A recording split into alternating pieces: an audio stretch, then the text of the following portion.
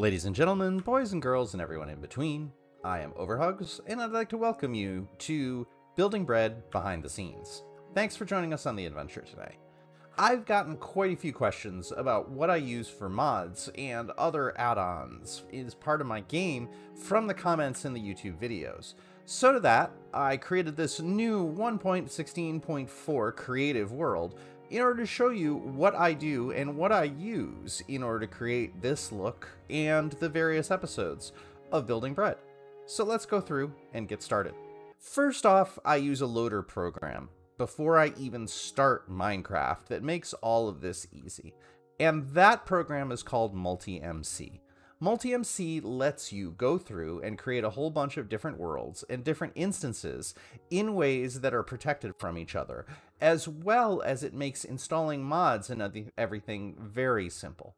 So once I have MultiMC running, I will install what is known as a framework, and that framework is called Fabric. And Fabric allows you to go through and not have to start everything from scratch whenever someone is writing a mod or an add-on. So with this framework installed, generally the first thing that I install beyond that, and the thing that's the most obvious visual change, is called Optifine. And Optifine is basically a replacement for the rendering engine in Minecraft, and it gives you a lot of additional options, some of which you may have seen when I've been going through and playing.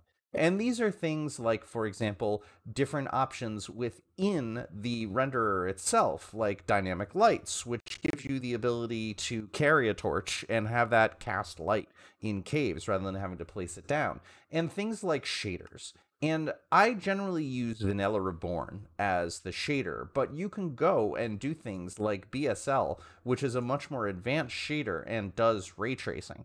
And this shader is the one that I used in my most recent episode where I built a piglin bartering farm. And that's where I got all of the shiny glass textures from. So if you see, I've changed this, and this adds the reflectivity of things like the sun. So it makes it really easy to just change shaders on the fly, as well as a couple quality of life add-ons, such as hitting a key to zoom, which is something I use continuously. Not as often in the videos themselves, although I could, for effect. But it's not something that I generally do use. So Optifine is what I would highly recommend because in general, it also increases your frame rates pretty dramatically. We're not going to see a huge boost right now because we're in a pretty complicated shader. But if I go and drop back down to using Vanilla Reborn, you see we're pretty much capped at what my monitor will handle. My monitor is a 144 hertz monitor, so there's really no point in having many frames beyond that. And you can see when we're not moving, or even sometimes when we are, we're at about that. So that's the reasons that I use Optifine. Another add-on I use is called Voxelmap, and you see that in the upper right-hand corner of the screen right now, which shows a mini-map of what is going on in the world, as well as the ability to drop into a large map which shows everywhere that I've been on the character. Note, this doesn't show anything beyond that. Like, we can scroll over here, but because we haven't been in the world yet, it does not show us anything. And so this is why I feel it's not too cheaty. It's largely just a replacement for memory, creating individual maps within the game, and writing down notes. The really valuable thing that I do enjoy about this is the waypoint functionality, where you can either visit somewhere or click on the map and create a new waypoint, and we can just say this is a source of ice. And once this is done, it will mark it for us, and it will also mark it in the world so that we can see where we're going and make sure we're on the right track. Again, quality of life. This is something that I don't feel is too cheaty, but is just a replacement for hitting F3, seeing the coordinates, and remembering if we're going in the right way or not. It just makes the game more fun to play, particularly for me. There are some things in here that I do feel are cheaty, and therefore I disable them. If you go into radar, hostiles will show up. So I don't mind showing neutrals, meaning things that will not attack us, but you can see up here the polar bears, which will attack us if they have cubs, go and disappear. So that basically turns it off because we're not in danger from things like the pigs over here, which are not showing because I evidently didn't enable neutrals.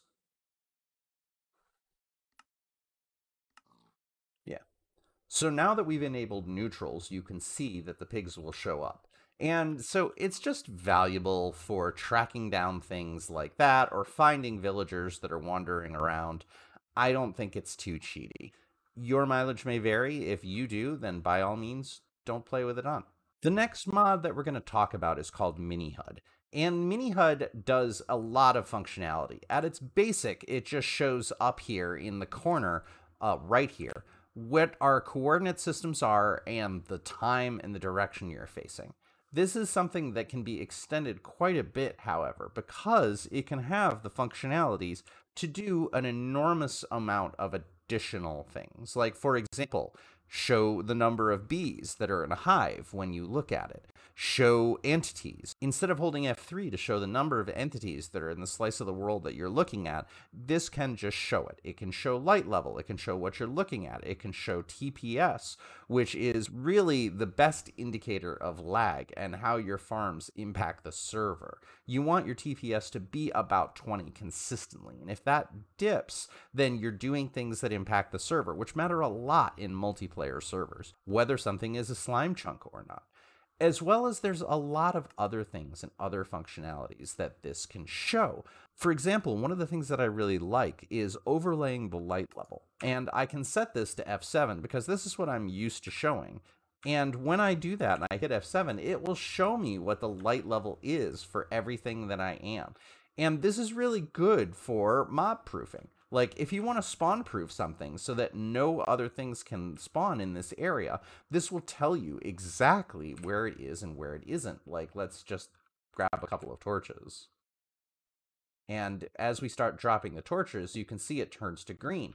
Anything with a light level above 7 will ensure that no mobs will ever spawn. So this is a really good way to go through and see what you missed. For example, mobs could spawn here, and if we didn't have this enabled, we would have to go through with F3 and look at the light level of every single one. You can see up in the left, the black light level tells us that it's 7. So again, this isn't anything that we can't get outside of the game. It just makes it easier, and it just makes it simpler to see visually when we're going through and saves us time.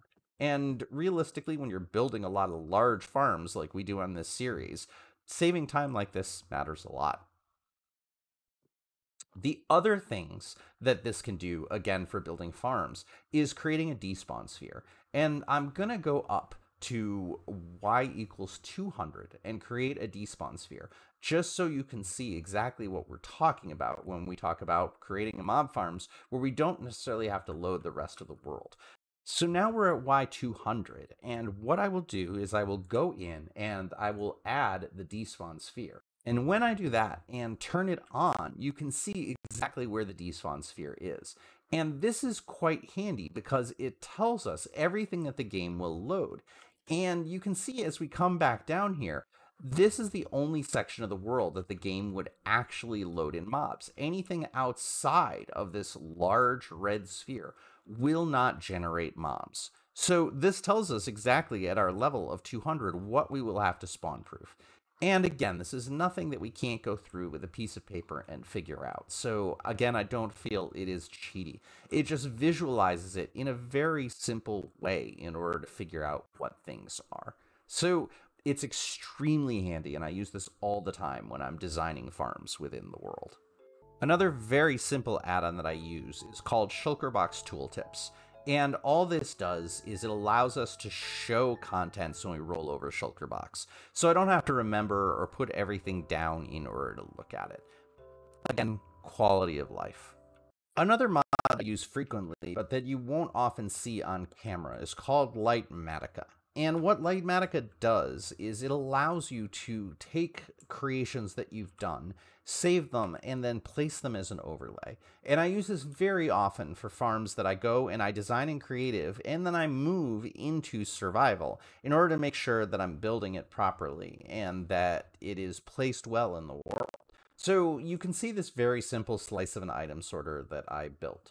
And here in Litematica, I can go, and the tool that we use is a stick in order to select or to place structures. So we're now in area selection, and I like to do this in simple mode because it's just a lot easier. So that's what I've done here.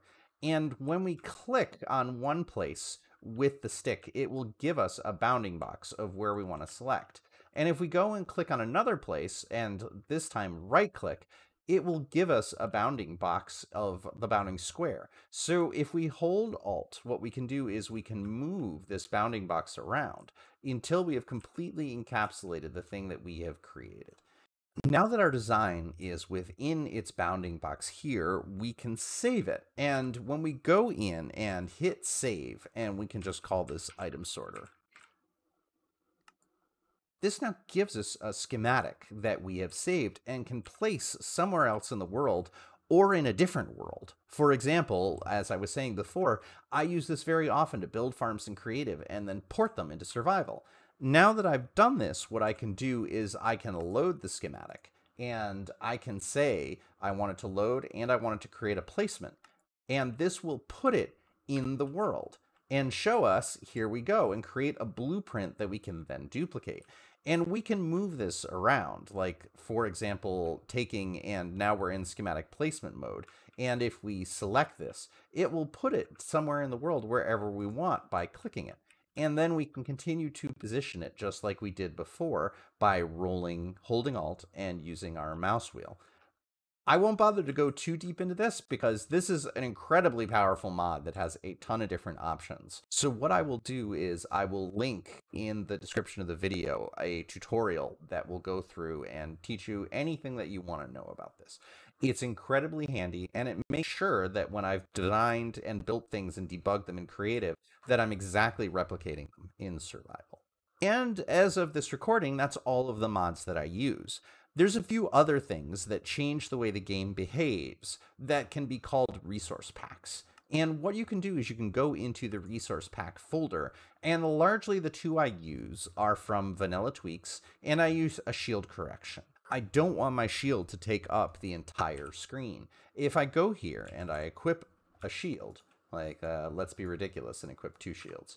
So I can have this shield in my offhand. So now we have shields in main hand and in offhand, and you can see how they're both pulled out of the way.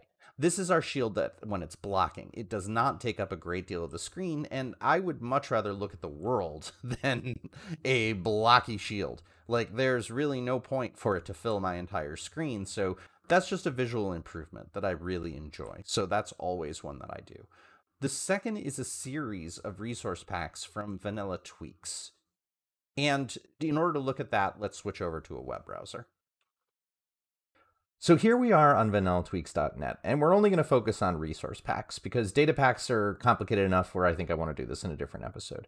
And what resource packs will do is they will change the appearance of the game in a variety of ways. Some of these can be pretty dramatic. For example, you can change the look of honey blocks so that they're no longer transparent. You can remove the bundles of hay bales. You can change it so that the iron golems have flowers. And this is basically what all of the different options are. There's quite a few, so I'm not going to go through all of them. The ones I highly recommend are the peace and quiet, because quite frankly, I don't really like listening to the dispensers and droppers going click, click, click, click, click all the time. And this is probably my favorite one of all of them that I install right away. I don't know if we can hear it. No, we can't hear it.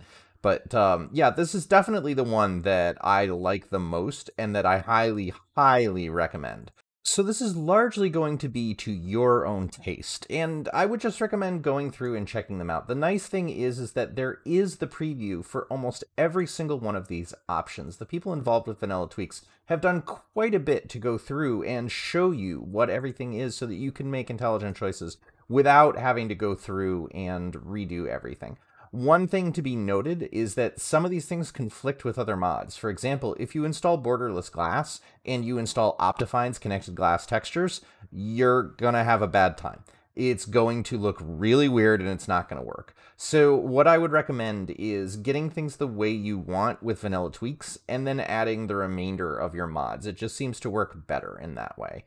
And the nice thing is that they've even given a specific utility here when the version of Minecraft upgrades that you can just take existing resource packs that you have, drag it in here, and it will show you all the ones. Like, for example, these are the ones that I have running. If you want to pause here and check it out, that's totally fine, and this gives you the idea.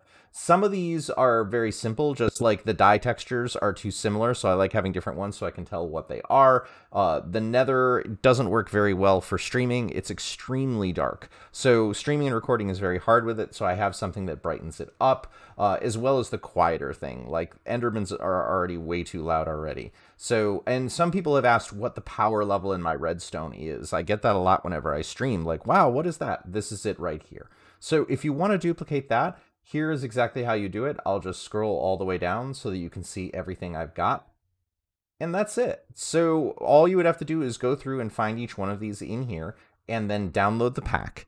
And you have to put it in your resource pack folder, which we showed earlier exactly how to get to it. And with that, we're going to call it an episode today.